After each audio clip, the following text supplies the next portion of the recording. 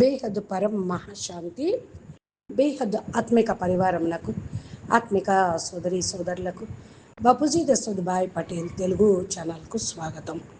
మనం ఈరోజు 1485 Anantbhai live video. మనము నిజంగా ఇప్పుడు 5Dలో ఉంటున్నామా?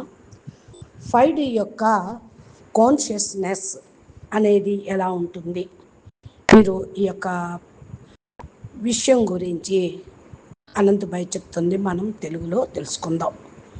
ఇంతకు 3D అంటే 3 డైమెన్షన్లు. నాలుగవది టైం అనే డైమెన్షన్. స్థరము డైమెన్షన్ అంటే స్థరము, లెవెలు అని. ఐదవ డైమెన్షన్ అనేది ఏమిటి అని చాలామందికి క్వశ్చన్ వస్తుంది. మనము ఎలా జీవిస్తున్నాము? ఐదో డైమెన్షన్లోకి ఎవరెవరు జీవిస్తున్నారు? 3 డైమెన్షన్లో ఎలా ఉంటాం? 4th డైమెన్షన్లో ఎలా ఉంటాం అనేటువంటి టాపిక్ ఇక్కడ మనము అర్థం చేసుకుందాం. ఎవరు జీవిస్తూ ఉన్నారు 5D అంటే 5th డైమెన్షన్లో ఎలా ఉంటుంది అక్కడ జీవనం? కాన్షియస్నెస్ ఏంటి అంటే చైతన్యం ఎలా ఉంటుంది అని దీని గురించి మనం తెలుసుకుందాం. అయితే ముందు 3Dలోకి వెళదాము. 3 డైమెన్షన్ 5 డైమెన్షన్ అంటే ఏంటి అని చాలామందికి డౌట్ వస్తూ ఉంటుంది. డైమెన్షన్ అంటే ఏంటి? స్థరము, లెవెలు, ఇవి చాలా సూక్ష్మమైన విషయాలు, అందరికీ కూడా అర్థమయ్యేది కాదు. 3 డైమెన్షన్ అంటే మృత్యులోకము. ఇది పూర్తిగా 1D నుండి 100D వరకు మృత్యులోకం అనే చెప్పవాలి అసలు. ఎందుకంటే ఇక్కడ పూర్తిగా 100 కళల మల్టీవర్సు -100 కళలకు వచ్చేసింది కదా. కాబట్టి అంత మృత్యులోకంలోకి వచ్చేసారు. యూనివర్స్ పడిపోయింది, గెలాక్సీలు అంతా కూడా పంచతత్వాల్లోకి పవర్ లాస్ అయిపోయిందని బాపూజీ జ్ఞానంతో మనకి అర్థమవుతూ ఉంటుంది. కాబట్టి దాని యొక్క ఆధారంతో మనము చూద్దాం. అందరం కూడా ఇక్కడ 3Dలోనే జీవిస్తూ ఉన్నాం. 5 డైమెన్షన్ 5th డైమెన్షన్ అంటే పూర్తిగా మనము తెలుసుకోవాలంటే మన బిహేవియర్, సంస్కారాలు, జీవించే విధానాన్ని బట్టి ఉంటుంది. కాబట్టి ఈ వీడియోలు మీరు ఎక్కడ స్కిప్ చేయకుండా 1 by 1 పార్ట్స్ వైజ్గా మనం తెలుగులో చెప్పుకుంటున్నప్పుడు కంటిన్యూషన్గా వినండి. ఛానల్ని సబ్స్క్రైబ్ చేసి గంట సింబల్ని ప్రెస్ చేస్తే రోజు అప్లోడ్ చేసేటువంటి ఈ టాపిక్ సంబంధించిన వీడియోలు మీకు నోటిఫికేషన్ రూపంలో వస్తూ ఉంటాయి. అందుకని కంటిన్యూషన్గా చూడగలుగుతూ ఉంటారు. ఇక్కడ ఏం చేయాలంటే సూపర్గా అర్థం కావాలి అంటే మంచిది గ్రహించాలి. ఇది భూలోకము, ఇది ఒక బ్రహ్మాండంలో మనం ఇక్కడ భూమి మీద ఉన్నాం. ఇది గ్రహం కాదు, భూమి ఒక గ్రహం కాదు. అందుకే నవగ్రహాల్లో భూమిని లెక్కించరు. మీ అందరికీ తెలిసే ఉంటుంది నవగ్రహాలు ఎవరో ఏంటో అని. అయితే దీనికి భూమి ఒక గ్రహం కాదు, స్థానం అన్నమాట. తర్వాత ఉన్నది భువర్లోకం, తర్వాత స్వర్గలోకం. అంటే భూమి మీద మనము ఏదైతే ఇక్కడి నుండి వెళతామో ఒక డైమెన్షన్ నుండి ఇంకో డైమెన్షన్లకి వెళ్ళటం, ఒకే ఇంట్లో నుంచి ఒకే పరిస్థితుల్లో ఉంటాం, ఒకే ఇంట్లో ఒకే పరిస్థితుల్లో ఉంటాం. ఒక స్థానం నుండి ఇంకో స్థానంలోకి వెళ్ళేటప్పుడు మనము డైమెన్షన్లో మారుతూ ఉంటుంది. కొందరు 5th డైమెన్షన్లో ఈ భూమి మీదే జీవిస్తున్నారు అని ఇక్కడ మనకు తెలుస్తుంది. శరీరాలు రెండు, ఇద్దరు శరీరదారులే. కానీ మనం 3D యొక్క తేడా, 5D యొక్క 5th డైమెన్షన్, 3rd డైమెన్షన్ అనేది తేడా తెలుసుకోవాలి. భూమి మీద అనేది మనకు అర్థం కాదు. పూర్తిగా 3 డైమెన్షన్ అనేది ఒక వ్యవహారంగా మాత్రమే ఉండిపోయింది. నేను దేహమును, ఈ వాక్యము భయమును, పోలికను, నీది నాదేనే భావన, మృత్యు యొక్క చింతన అన్నీ తమకు తామే ఈ దేహంగా భావించడంతో అవంతట అవే పుట్టుకొస్తూ ఉంటాయి. కాబట్టి ఇది ఫిక్స్, కరెక్టే కదా. ఇక పోతే 5D అంటే పూర్తిగా ఇమారత్ అనేది ఉండదు, దాటికి వెళ్ళిపోతాం, కొన్ని విషయాలు దాటి వెళతాం. ఇది సత్యం. నేను ఆత్మను అని ఏదైతే మాట పైన నిలబడతారో ఈ వాక్యంతో ఏకత్వం, సాక్షి భావన అనేది వస్తుంది. సాక్షి భావన లేకుండా శక్తి ప్రేమ అనేది తమను మీరు చూసుకుంటూ ఉండొచ్చు. ఏ విధంగా అద్దం ఏదైతే ఉందో అక్కడ ఉంచారనుకోండి, ఏం కనపడుతుంది? మీరు మీ ప్రతిబింబాన్ని చూస్తూ ఉంటారు అని బతికినట్టు మీకు తెలుస్తూ ఉంటుంది. అలాగే పరిస్థితులు వచ్చినప్పుడు మీరు ఫస్ట్ ప్రతిక్రియ, రియాక్షన్ ఏం జరుగుతుంటుంది? అది అసలైనటువంటి డైమెన్షన్. స్వయం మిమ్మల్ని మీరు చెకింగ్ చేసుకుంటారు. ఎప్పుడైతే పరిస్థితులు వస్తాయో, ఏదైనా అవమానం జరుగుతుందో క్రోధం వస్తుంది, కోపం వస్తుంది, బాధ కలుగుతూ ఉంటుంది. అంటే ఇటువంటి సమయంలో 3D ఉన్నటువంటి వాళ్ళు కోపానికి బదులుగా క్రోధాగ్ని మామూలు 3Dలో ఉన్న వాళ్ళకి కనపడుతూ ఉంటుంది.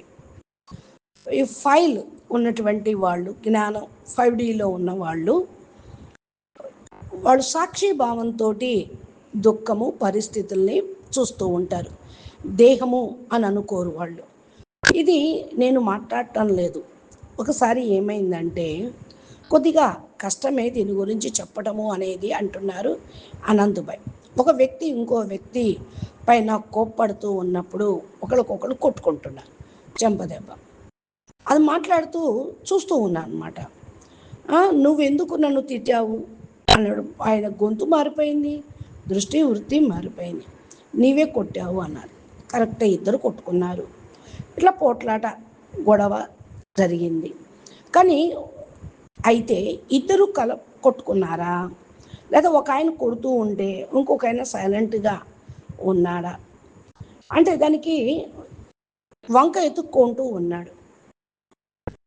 ఇలాగే మనము ఏదన్నా తగిలినప్పుడు, ఎవరన్నా కొట్టినప్పుడు, నీ వల్ల ఇలా నేను బాధపడుతున్నాను, నువ్వే నన్ను కొట్టాను, ఫాల్తూగా అనవసరంగా నన్ను ఎందుకు కొట్టావు, నేను నిన్ను వదిలిపెట్టను, నీ అంతు చూస్తాను, నీ పని పడతాను అంటే వాళ్ళు దేహాభిమానంలో ఉన్నారు, క్రోధాగ్నిలో ఉన్నారు, వాళ్ళు 3Dలో ఉన్నట్టే.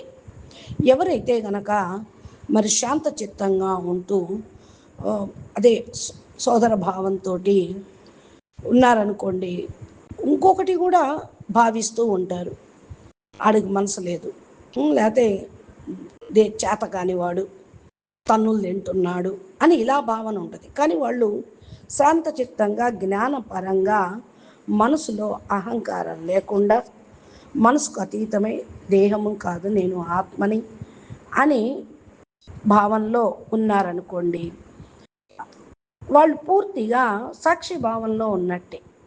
3Dలో ఉంటే క్రోధం వస్తుంది, 5th డైమెన్షన్లోకి అంటే ఎరుకలో ఉండి ఎదుగుదల అయితే, స్వజాగృతమైతే, ఆత్మ ఒక స్థాయి నుండి ఇంకో స్థలంలోకి స్థితి మారితే, దృష్టి వృత్తి కృతి వ్యవహారం ఆధ్యాత్మికంగానో మెడిటేషన్ ద్వారానో జ్ఞానం ద్వారానో వాళ్ళ స్థితిని మార్చుకున్నారనుకోండి, అప్పుడు ఆత్మభావన అనేది కలుగుతూ ఉంది. ఇది నేను మాట్లాడటం కాదు, మిమ్మల్ని మీరు కూడా చెకింగ్ చేసుకుంటూ ఉండండి. చాలాసార్లు ఏమవుతుంది, ఒకసారి నేను ఫస్ట్ మాట్లాడాను, మిమ్మల్ని మీరు, మీ గురించి నేను చెప్పడం లేదు, ఒక ఆత్మల యొక్క విషయం గురించి నేను చెప్పటము లేదు. ఒకసారి యుద్ధం గొడవలు జరుగుతూ ఉన్నప్పుడు అక్కడికి వెళ్ళామనుకోండి, అరే తల్లి తండ్రి మాట్లాడుతూ ఉంటారు, వాళ్ళని కూడా మాట్లాడనివ్వరు. నువ్వు మాట్లాడద్దు, వాళ్ళని తండ్రిని అంటారు, తల్లిని అంటారు, చెల్లెల్ని అంటూ ఉంటారు. మీరు మాట్లాడుతూనే ఉంటారు, వాళ్ళు ఏం చేస్తున్నారో చూడండి ఇలా అంటూ ఉంటారు. కోపము జాగృతం అవుతుంది, దేహాభిమానంలో ఉండి తమో ప్రధాన స్థితిలో ఉంటే అలా ఉంటుంది. ఇక్కడ విషయం మనకు సాక్షి భావంలో చేరుకోవటము. ఈ అభ్యాసము చాలా కష్టమే, చిరకాలంగా ఉండాలి. జీవితంలో మిమ్మల్ని మీరు మేల్కొల్పుకోవటం కూడా అంత తేలిక కాదు. కాబట్టి చాలా కష్టమే. కష్టాన్ని కూడా తొలగించి మీరు అధిగమించాలి. ఇది అసంభవం అని చాలామంది అంటారు, కష్టమే అంటారు. కానీ అభ్యాసం చేస్తూ ఉంటే కర్మ బంధన నుండి మీరు రక్షించబడతారు. యాక్షన్కి రియాక్షన్ అనేది లేకుండా ఉంటే మిమ్మల్ని మీరు రక్షించుకున్నట్టే. చాలామంది అంటూ ఉంటారు, వీడికి అసలు రక్తం ఉడుగ్గా లేదు, చల్లబడ్డాడు వీడు అంటూ ఉంటారు. వీడి లోపల వేడి కథం అయిపోయింది, ఉద్రేకం లేదు అంటారు. అయితే మనం జ్ఞానంతో మాట్లాడినట్టుగా ఆలోచించినట్లయితే ఇది మాట్లాడటం అని కాదు, యోగంతో రాదు, మాటలతోటి రాదు, జ్ఞానంతో రాదు. యోగము ఎప్పుడు చేయగలుగుతారు, ఎలా చేయగలుగుతారు? యోగం అంటే కూర్చొని చేసేది కాదు. ఎంతవరకైతే జ్ఞానం అర్థం కాదో కళ్ళు మూసుకొని కూర్చొని ఉంటే సంకల్పాలు చాలా వస్తూనే ఉంటాయి. అంటే పరివర్తన అనేది కాదు. అన్నిటికంటే గొప్ప విషయం ఇదే. నేను ఈ మాట మాట్లాడుతున్నా రియల్గా జ్ఞానము అనేది వినటం కాదు. ఫస్ట్ కళ్ళు మూసుకొని కూర్చోవాలి ధ్యానంలో.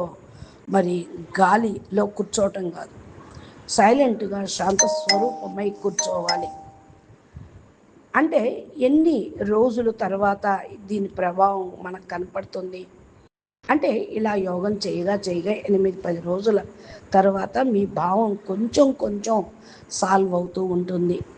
భావం మారిపోతే భావనలు స్థితిగతులు మారుతాయి. అయితే ఇది చాలా కష్టమే.